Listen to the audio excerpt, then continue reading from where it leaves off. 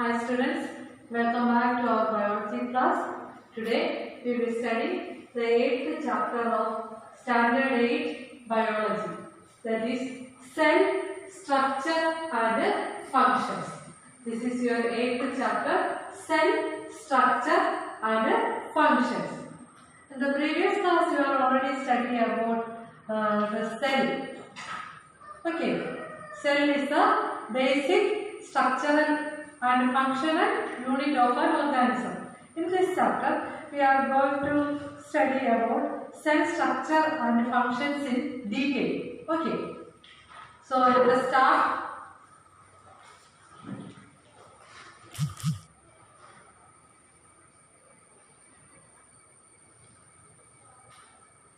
You shall learn about the basic structural unit of an organism, which is the cell. Dash is the basic structural units of an organism, that is cell. Cell is the basic structural and functional unit of an organism. Okay.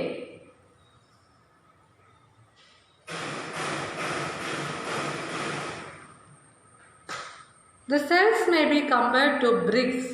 Bricks are assembled to make a building. Similarly, cells are assembled to make the body of every organism. Cell എന്ന് പറഞ്ഞാൽ നമുക്കറിയാം, നമ്മൾ നല്ല buildings ഒക്കെ പണിയുമ്പോൾ എന്തുകൊണ്ടാണ് പണിയുന്നത്? BRICS ഉപയോഗിച്ചാണ്, അല്ലേ? ആ ബ്രിക്സിന് സിമിലർ ആയിട്ടുള്ള കാര്യമാണ് സെല്ലെന്ന് പറഞ്ഞാൽ. ബ്രിക്സ് ഉപയോഗിച്ച് നമ്മൾ ബിൽഡിങ് പണിയുന്നു, അതുപോലെ സെല്ല് ഉപയോഗിച്ചാണ് ലിവിങ് ഓർഗാനിസത്തിൻ്റെ ബോഡി നിർമ്മിച്ചിരിക്കുന്നത്. Okay. Discovery of the cell. Robert hook in 1665 observed slices of cork under a simple magnifying device. The cork is a part of the bark of a tree. അതായത് Robert hook എന്ന് പറയുന്ന scientist 1665 cork, നിങ്ങൾ കണ്ടിട്ടുണ്ടായിരിക്കുമല്ലോ cork. Cork എന്ന് പറഞ്ഞാൽ എന്താണ്? Cork is the part of the BARC of A tree. അതായത് ട്രീയിൽ നിന്ന്, അതിൻ്റെ ബാർക്കിൽ നിന്നാണ് എന്തുണ്ടാക്കുന്നത്? കോർക്ക് ഉണ്ടാക്കുന്നത്. Okay. He took thin slices of cork and observed them under a microscope.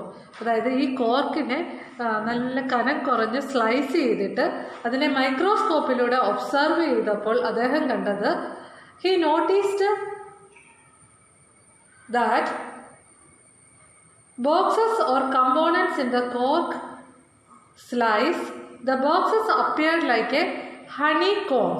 അതായത് ഈ കോർക്കിൽ അദ്ദേഹം കണ്ടത് ഈ ഓരോ ഈ ബോക്സിൽ ഓരോ കമ്പാർട്ട്മെൻറ്റ്സ് ആയിട്ട് ഓരോ പോർഷൻസ് ആണ് അദ്ദേഹം കണ്ടത്.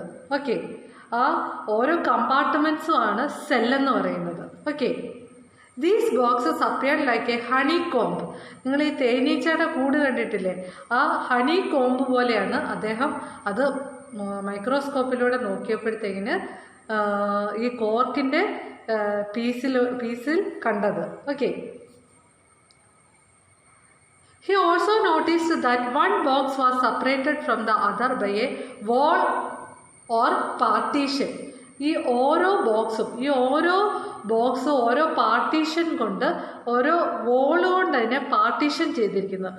ഓക്കെ എന്ന് അദ്ദേഹം കണ്ടു. He observed as boxes or cells in the cork were actually dead cells. അദ്ദേഹം കണ്ടത് ഈ സെൽസ് എന്ന് പറഞ്ഞാൽ ഡെഡ് സെൽസ് ആയിരുന്നു. കോർക്കിൽ അദ്ദേഹം കണ്ട സെൽസ് ഡെഡ് സെൽസ് ആയിരുന്നു. Okay. The cell. Bricks in a building and cells in the living organisms are basic structural units. ഒരു ബിൽഡിങ്ങിൻ്റെ ബേസിക് സ്ട്രക്ചറൽ യൂണിറ്റ് എന്ന് പറഞ്ഞാൽ എന്താണ്? ബ്രിക്സ് ആണ്.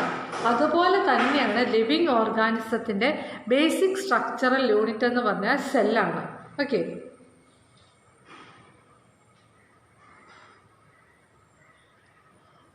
Cells in the living organisms are complex living structures, unlike non-living bricks. Okay. A hen's egg can be seen easily. It is a cell or a group of cells. നമുക്ക് cell ഒരിക്കലും കാണാൻ പറ്റത്തില്ല. We can see the cell only under the microscope. നമുക്ക് microscope ഉപയോഗിച്ചാൽ മാത്രമേ cell കാണാൻ പറ്റത്തുള്ളൂ. പക്ഷേ ഒരു ക്വസ്റ്റ്യൻ ആണ്, a hen's egg can be seen easily. It is a cell or a group of cell. നിങ്ങൾ എഗ്ഗ് കണ്ടിട്ടുണ്ടായിരിക്കുമല്ലോ, ആ എഗ്ഗ് എന്ന് പറയുന്ന ഒരു സെല്ലാണ് അല്ലേ, അതോ ഗ്രൂപ്പ് ഓഫ് സെൽസ് ആണോ? The egg of a hen represents a single cell and is big enough to be seen by the unaided eye. അതായത് നമുക്ക് കണ്ണുകൊണ്ട് കാണാൻ പറ്റിയ സെല്ലാണ് എഗ് എന്ന് പറയുന്നത്. Okay, can you see this? There is a picture. brick wall. കണ്ടോ, ഒരു wall നിർമ്മിച്ചിരിക്കുന്നത് ബ്രിക്സ് ഉപയോഗിച്ചാണ്. ഇത് ഒണിയൻ പീലിൻ്റെ പടമാണ്. ഓക്കെ, ആ ഒണിയൻ പീലിൽ നമ്മൾ എന്താ കാണുന്നത്? സെല്ലാണ് കാണുന്നത്. Okay, organisms show variety in cell number, shape and size. There are millions of living organisms. They are of different shapes and size. Their organs also vary in shape, size and numbers of cells. Okay, നമുക്കറിയാം millions of living organism ഉണ്ട്. അതെല്ലാം ഒന്നിൽ നിന്ന് തികച്ചും വ്യത്യസ്തമാണ്. അതിൻ്റെ ഷേപ്പും സൈസും എല്ലാം ഡിഫറെൻ്റ് ആണ്. അപ്പോൾ organs are also vary in shape, size and number of cells. ഇതിൻ്റെ ഓർഗൻസ് എല്ലാം തന്നെ ഡിഫറെൻ്റ് ആയിരിക്കും. എങ്ങനെയാണ്? ഷേപ്പിൽ, സൈസിൽ, സെൽ നമ്പറിൽ, ഇതിലെല്ലാം ഡിഫറെൻ്റ് ആയിരിക്കും. ഓക്കെ,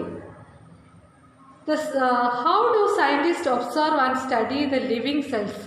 എങ്ങനെയായിരിക്കും ലിവിങ് സെൽസിനെ കുറിച്ച് സയൻറ്റിസ്റ്റ് പഠിച്ചത്? ദേ use microscope which magnify objects, Staines. Dyes are used to color parts of the cell to study the detailed structure. Scientist microscope ഉപയോഗിച്ചാണ് സെൽസിനെ കുറിച്ച് പഠിച്ചത്. അതുപോലെ തന്നെ അവർ ഡിഫറെൻറ്റ് ടൈപ്സ് ഓഫ് സ്റ്റെയിൻസ് അല്ലെങ്കിൽ ഡൈസ്, ഈ ഓരോ സെല്ലിനെയും വ്യക്തമായിട്ട് കാണാൻ ചില കളറിങ് സബ്സ്റ്റൻസ് ഉപയോഗിച്ചു. അതിനാണ് സ്റ്റെയിൻസ് എന്ന് പറയുന്നത്. അങ്ങനെ the stains are used to colour parts of the cell to study the detailed structure. സെല്ലിൻ്റെ ഡീറ്റെയിൽഡ് സ്ട്രക്ചർ പഠിക്കാൻ വേണ്ടിയിട്ടാണ് അവർ ഈ മൈക്രോസ്കോപ്പും സ്റ്റെയിൻസും ഒക്കെ ഉപയോഗിച്ചത്. Number of cells. The number runs into billions and trillions. The number of cells runs into billions and trillions. Human body has trillions of cells which vary in shapes and size. നമുക്കറിയാം നമ്മുടെ ശരീരത്തിൽ trillions of cells ഉണ്ട് അല്ലേ? അതിന് ഓരോന്നും ഷേപ്പിലും സൈസിലും മറ്റുള്ളവയിൽ നിന്ന് different ആണ്. Okay, organisms made of more than one cell are called unicellular organisms. ഒന്നിൽ കൂടുതൽ multicellular organism. Organism made of more than one cell are called multicellular organism. Multi എന്ന് പറഞ്ഞാൽ എന്താണ്? മെനി അല്ലേ? സെല്ലുലാർ എന്ന് പറഞ്ഞാൽ cell. Organism made of more than one cell are called multicellular organism. ഒന്നിൽ കൂടുതൽ സെല്ലാൽ നിർമ്മിക്കപ്പെട്ട ഓർഗാനിസത്തിനെ നമ്മൾ മൾട്ടിസെല്ലുലാർ ഓർഗാനിസം എന്നാണ് പറയുന്നത്. Okay, and the single celled organism. അതായത് സിംഗിൾ സെൽഡ് ഓർഗാനിസം എന്ന് പറഞ്ഞാൽ എങ്ങനെയാണ്? അവിടെ ഒരു സെല്ല് മാത്രമേ കാണത്തുള്ളൂ. Okay, they are also called unicellular organism. Examples, can you see this? Amoeba and paramecium. Okay, unicellular organism, amoeba and പാരമേസിയം.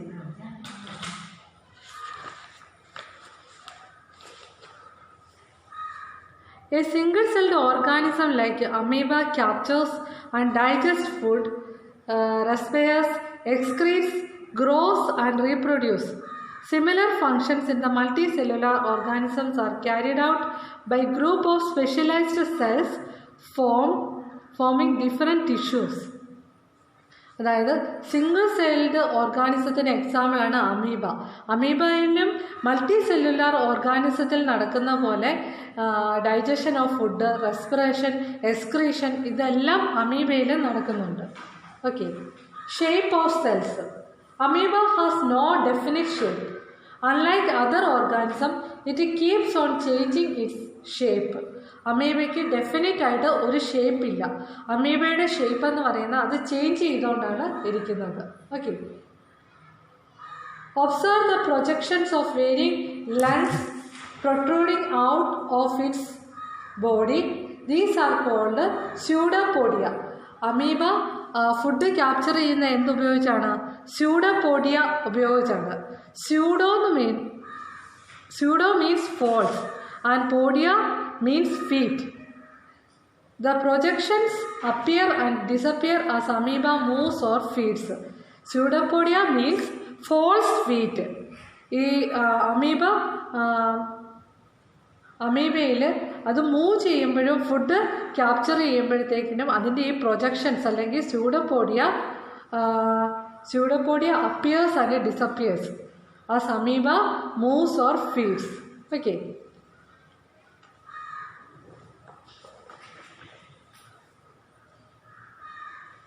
These are about today's topic. You study well. We will meet in the next class. Thank you.